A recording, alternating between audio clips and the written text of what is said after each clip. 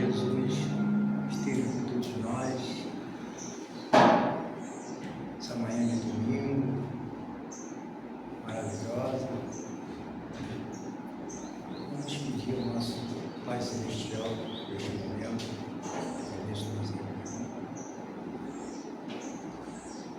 Senhor Jesus, aqui estamos, Mestre, mais uma vez, pedindo as suas bênçãos e o seu amparo para a nossa reunião cristã livre. Que a sua luz possa brilhar em nossos corações.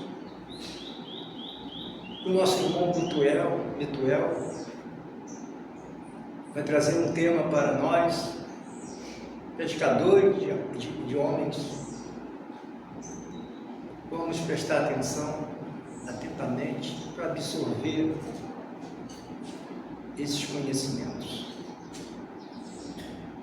Em seu nome, Jesus, e o nome desses amigos trabalhadores da sua seara, possamos dar início à nossa reunião desta manhã.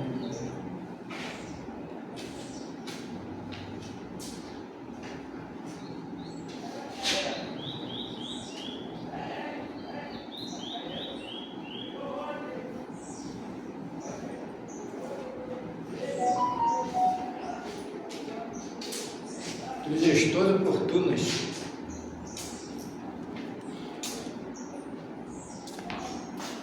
Pode ser? Abre e seu dinheiro lê. Tá. Olha uma paginazinha que não machuque tanto, tá? Por favor. Suave.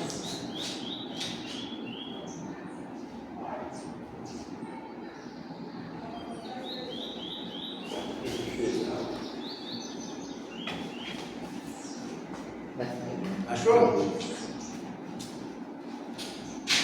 Preciso, né?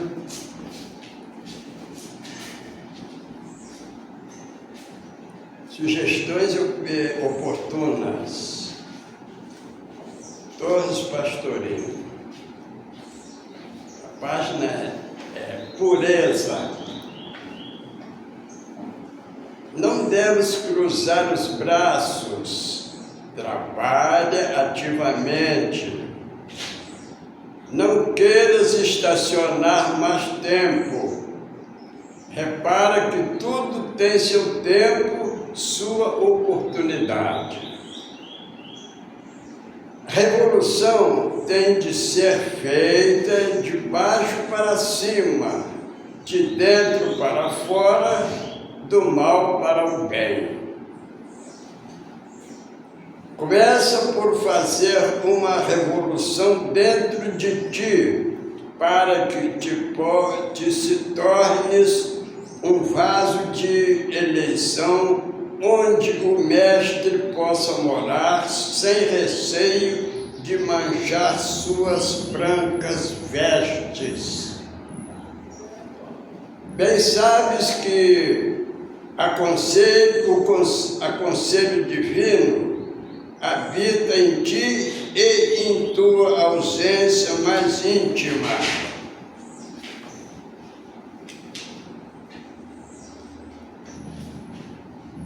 Mas como pode essa estreia manifestar-se atravessando muralhas de chumbo pesado e embrutecido?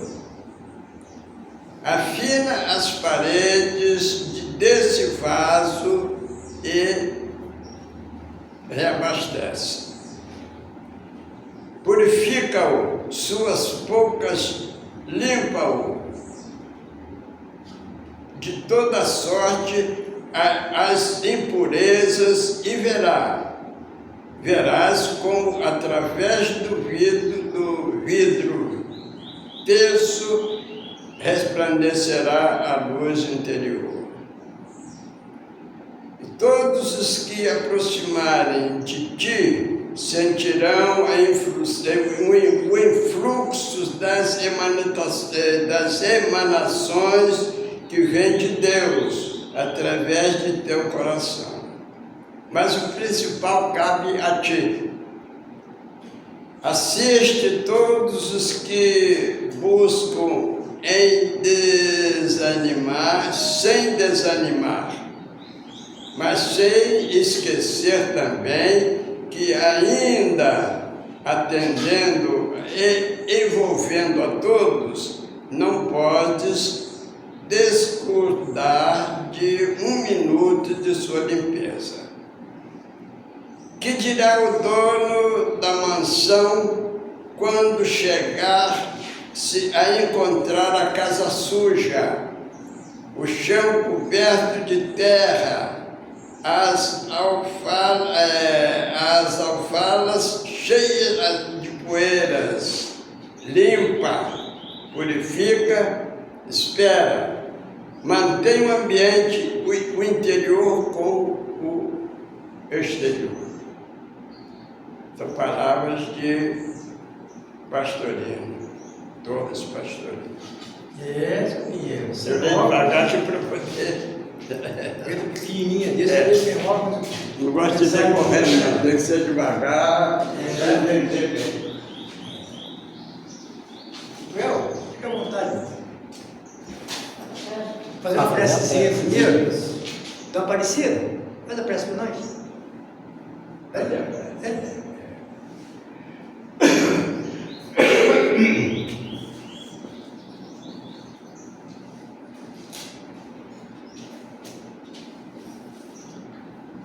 Senhor Jesus, Mestre querido, obrigado por mais essa oportunidade desse domingo que estamos todos aqui para participar dessa reunião de domingo e pedir a proteção que nos ajude nos trabalhos que vamos ter em casa hoje. Abençoe, Senhor, a todos. Abençoe todos que estão aqui. E pedir por todos os encarnados e desencarnados.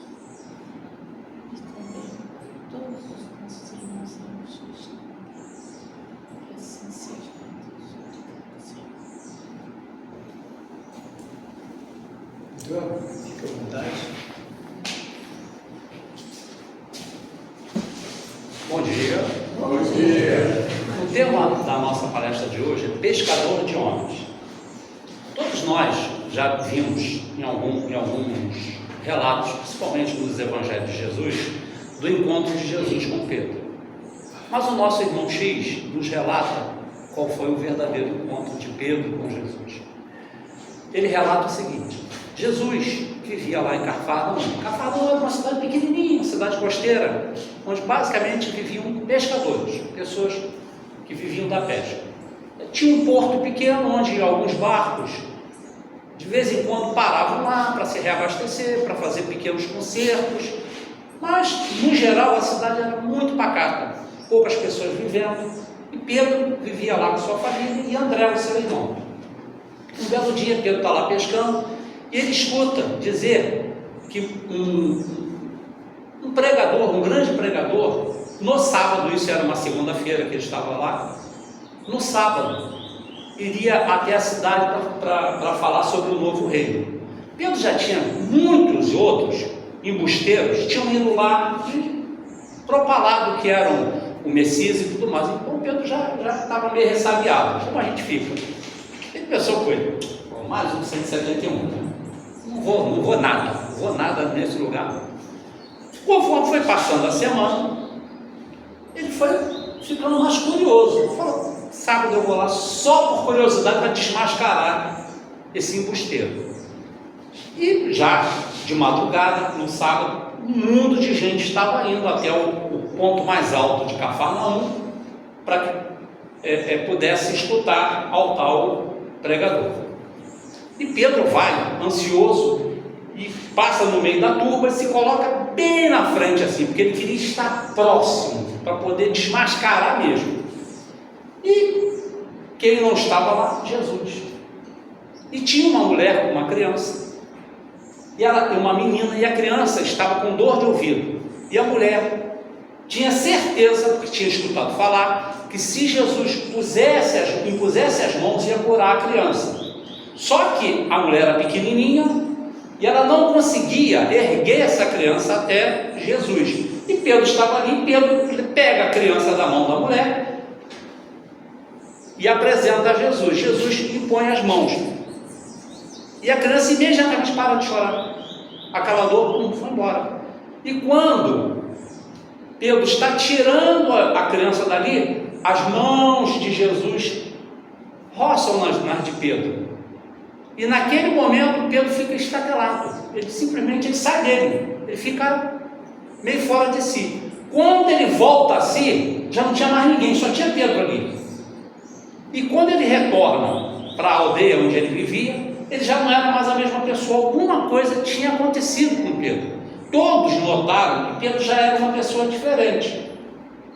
E ele estava meio ensimesmado, meio assim, enfim, nem ele sabia o que estava acontecendo. E passado alguns dias, estava ele e André à beira do lago, pescando, e aí sim existe esse tal encontro. Jesus chega, fala para eles: vem que eu vou te fazer pescadores de homens. E a história todos nós sabemos como aconteceu e como termina. Quando Jesus fala para eles: vem que eu vos farei pescadores de homens, Jesus não fala para eles: vou te dar moleza, vai ser tudo fácil, vai ser tudo tranquilinho. Se houver algum problema, me coloco na frente de você. Se algum soldado quiser te prender, eu vou lá e te solto. Se alguém quiser te bater, eu vou lá e apanho no seu lugar. Se alguém falar mal de você, eu vou lá e repreendo essa pessoa. Jesus não falou nada disso. Chamou ele: vem que eu vou te fazer pescador de homens. Agora, é por tua conta e risco. Nós também, quando abraçamos uma religião, nós somos espíritas, nós poderíamos ser evangélicos, poderíamos ser católicos, judeus, muçulmanos, ou seja, nós podemos ser qualquer religião. Quando nós abraçamos uma religião, o que é que nós queremos? Buscar a Deus, não é isso? E por que é que nós estamos buscando a Deus? Porque queremos ser pescadores de homens, ou seja, queremos também levar a mensagem de Jesus para outras pessoas. Mas nós temos que entender que não teremos facilidade. O fato de eu buscar uma religião não me dá salvo-conduto para me livrar de tudo. Eu tenho uma religião, não posso passar por nenhum problema financeiro, eu não posso deixar passar por nenhum problema de doença, eu não posso passar por nenhum problema emocional. Eu vou passar por todos esses problemas, e nós todos aqui não tem ninguém novinho, todos nós sabemos que a gente passa. Mas como nós passamos é que faz toda a diferença. Porque quando nós acreditamos verdadeiramente em Deus e nas promessas de Jesus, nós entendemos que nós vamos passar por tudo isso, mas não sozinhos, porque Deus vai estar conosco. Mas não é Deus em pessoa, muito diferente do que muitas pessoas pensam. Deus não vem em pessoa, Deus deve ter coisas mais importantes para fazer do que se preocupar com a minha vida pequenininha. Deus coloca pessoas assim como nós para nos auxiliar. E por que é que às vezes nós nos sentimos sozinhos?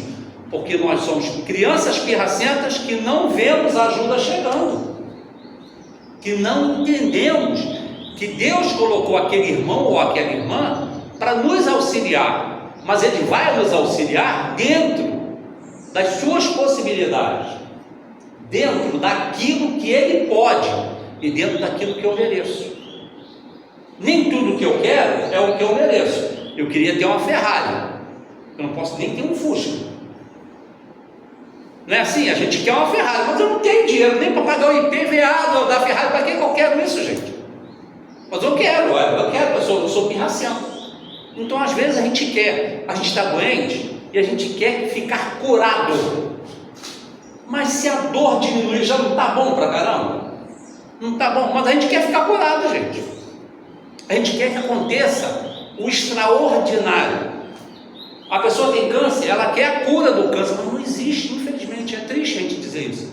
Não existe a cura do câncer. Você tem câncer, você faz o tratamento, mas Você tem que ter certeza de que você vai se curar de outras maneiras. Da mesma forma, uma pessoa que tem diabetes, você vai ficar curada da diabetes? Existe cura para diabetes? Então, por que a gente vai sonhar com o impossível? Vamos nos acomodar dentro daquilo que é possível e vamos viver plenamente dentro daquilo que é possível. Que quando eu aceito o que eu tenho para mim, eu vivo com aquilo mais plenamente e sou menos pesado às outras pessoas. Eu faz um tempo atrás eu fiz 2 cirurgias nas vistas. Era uma epiterídeo, não é catarata, mas é uma cirurgia que você faz na vista. E na minha segunda cirurgia, foi lá em Petrópolis, tinha uma senhora, caramba, ela, no dia da cirurgia ela reclamava de tudo e de todos. Eu fiz a cirurgia, não senti dor nenhuma, nem no pós, nem no nada. A mulher reclamava de uma dor que não existia. E estava com uma senhora junto com ela, coitado, fiquei com pena da senhora, porque ela sobrecarregava aquela senhora com as lamúrias dela por algo que não estava acontecendo. Eu tenho certeza que não estava acontecendo, porque ninguém estava sentindo absolutamente nada do que ela disse que estava sentindo. Então, às vezes, a gente é pesado às outras pessoas, a gente não entende isso, né? Porque a outra pessoa também merece um pouquinho de respeito, de descanso. Né? Então é isso que quando Jesus nos chama para ser pescadores de homens, é que nós também respeitemos o outro. O outro tem seus limites, o outro também se cansa, o outro sente fome, o outro também tem um dia que está meio aborrecido, né? Está meio de mau humor. Todo mundo tem esse direito, não pode durar muitos dias, porque senão a gente fica chato. Mas de vez em quando a gente tem que ficar meio rabugento mesmo, porque é nosso, faz parte da nossa natureza. Nós somos seres humanos. Eu faço os vídeos, eu digo, somos seres em construção, e é verdade. Nós estamos sendo construídos. Quando essa obra termina, não faço ideia. Em mim deve demorar muitos séculos ainda, porque nós ainda carecemos de muito aprendizado. Nós ainda carecemos de entender quem nós somos. Mas nós podemos ser pescadores de homens mesmo assim. Então, quando nós abraçamos uma religião, nós podemos ajudar o outro dentro daquilo que nós podemos, que nós temos capacidade. Eu não posso tirar uma pessoa de um vício, mas eu posso, com o meu exemplo, influenciar ela. Porque não adianta eu falar uma coisa e fazer outra, porque as pessoas vão saber o que eu estou fazendo. Claro. Então, se eu digo para a pessoa, não fume, eu não posso fumar. Não beba, eu não posso beber. Não é assim?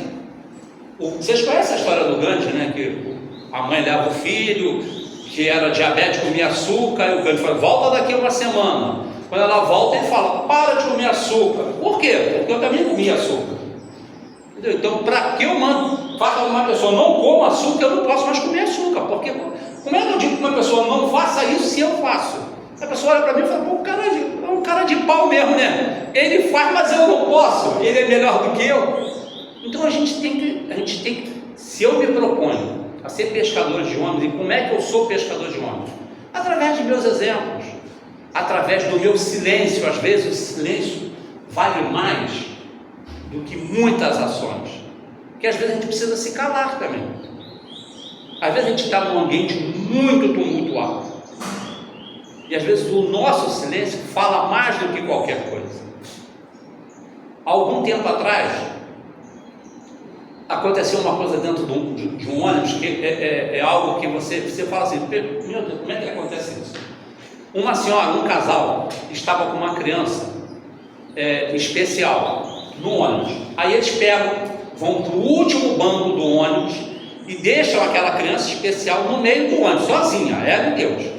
Quando o ônibus parou ali nas Americanas de Itaboraí, abriu a porta, o garoto, pum, desceu. E quando os pais viram, ficaram gritando, e o motorista já tinha saído com o ônibus. E os pais ficaram gritando, querendo que o motorista parasse o ônibus no meio da rua, com o trânsito, para eles descerem, para ir pegar as crianças. e ficaram culpando o motorista por ter deixado a criança descer. Olha só, o motorista, além de dirigir ônibus e cobrar, ele agora também é babá de criança especial, de pais que não tomam conta deles. E aí, como infelizmente o inconsciente popular é assim, as pessoas ficaram do lado do casal, contra o motorista, olha só. E aí eu lembro que eu falei para o motorista: fica quieto, fecha a boca, não fala nada, deixa eles falarem. Deixa eles falarem. Aí falou, eles desceram e foram pegar a criança lá na frente, o motorista continuou a viagem dele. Por que é que eu pedi para ele ficar em silêncio? Qualquer coisa que ele falasse naquele momento, iria depor contra ele. Porque de cabeça quente a gente fala bobagem. Então às vezes a gente tem que ficar, mesmo que a gente tenha razão, fique em silêncio. Basta que eu saiba e Deus sabe que eu estou com razão. Os outros, eu não mando na vontade dos outros, nem no julgamento das pessoas. Então, às vezes, para ser pescador de homens, a gente tem que manter silêncio. Entender que o outro tem o seu tempo de maturação. Para alguns leva um dia, para outros leva 100 anos. Cada um tem um tempo de maturação. Mas eu não posso me deter, eu tenho que continuar a marcha. Quantas pessoas Jesus chamou para ser pescadores de homens? Não foram só os 12, foram muitas. Mas só os 12 atenderam. Por que atenderam? Porque enxergaram em Jesus algo que todos os outros não enxergaram. Por quê? Porque sabiam lá no seu íntimo que para seguir a Jesus e ser pescador de homens iria exigir deles coisas que talvez eles não quisessem fazer. A renúncia, porque uma vez que aqueles homens seguiram a Jesus, que Pedro seguiu a Jesus, ele teve que renunciar aos pouquinhos ao Pedro que ele era. Todos nós sabemos que Pedro não era um doce de pessoa, muito pelo contrário. O nome Pedro vem do grego pedra, e não era porque ele era forte, era porque ele era grosseirão mesmo, ele era um pescador. Então ele era grosseirão, então ele foi aos pouquinhos sendo lapidado como um diamante até se tornar aquela pedra bonitinha. Mas enquanto ele não era aquela pedra bonitinha, ele de vez em quando ele se estourava com os outros, de vez em quando ele era grosseirão com as pessoas, mas as pessoas sabiam que era Pedro Cristo. Mesmo naqueles momentos, naqueles rompantes, sabiam que o que tinha lá dentro do coração, Jesus não escolheu Pedro à toa. Senão Jesus faria a loteria, né? Jogou para o alto, caiu, é Pedro, é você. Não era assim. Porque sabia que Pedro, em algum momento, iria se tornar o pilar onde as pessoas circulariam em volta. O próprio Paulo de Tarso tinha muito respeito pelo Pedro, mas muito respeito pelo Pedro. E olha que Paulo também não era uma pessoa muito fácil, era um homem difícil, mas tinha muito respeito, não porque Pedro, que no final Pedro já era uma pessoa muito mais dócil, porque Pedro foi se tornando uma pessoa mais dócil, em que escutava mais do que falava. Quando a gente escuta mais do que fala, olha que coisa maravilhosa. Primeiro que a gente entende os outros, quando a gente escuta mais. E depois, se eu falar menos, eu me comprometo menos, eu falo menos bobagem. O próprio Paulo fala que nós temos que ser ávidos em escutar e tardios no falar. Ou seja, vamos escutar as pessoas, vamos escutar aquilo que as pessoas têm para nos dizer, porque às vezes a pessoa está nos dizendo exatamente o que ela quer e a gente não escuta. É igual o médico, quando a gente vai, médico da emergência, a impressão que você tem é que o médico não está te escutando, não nervoso, não dá. Você está falando e ele não está te escutando, então ele não sabe o que você está sentindo, porque ele já tem está preconcebido para ele o que você tem, como se ele tivesse o poder da adivinhação. E a gente também faz isso, a gente é igual o médico também, às vezes a pessoa chega angustiada para nos falar e a gente já tem o diagnóstico, mas a pessoa nem terminou de falar ainda. Se a gente escutar, a gente sabe o que a pessoa está acontecendo com ela. Às vezes é uma bobagem, mas para a gente é uma bobagem. Mas para a pessoa não é, gente. Né? O que para mim é fácil de resolver, talvez para uma outra pessoa seja difícil para caramba.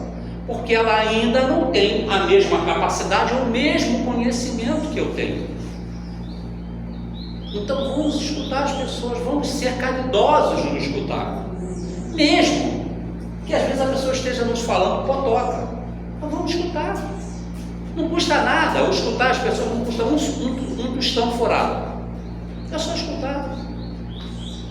E se a gente não tiver nenhuma opinião, não emita opinião. A gente não é obrigado a ter opinião sobre tudo. Tem até uma música que fala sobre isso. A gente não é obrigado a ter opinião, muito pelo contrário. Porque quando eu me proponho a ser testador de um, ou seja, quando eu me proponho a levar o Evangelho de Jesus adiante, eu tenho que saber que eu vou encontrar pessoas que não estão predispostas a escutar o que eu tenho para falar, que existem pessoas invejosas que querem o mal daquilo, e que existem pessoas que até querem, mas tem vergonha porque o outro companheiro ou companheiro não quer, então ele tem vergonha de dizer eu quero assim. Então a gente tem que saber a forma como chegar, a maneira como falar, e não exigir das pessoas coisas que elas não têm capacidade.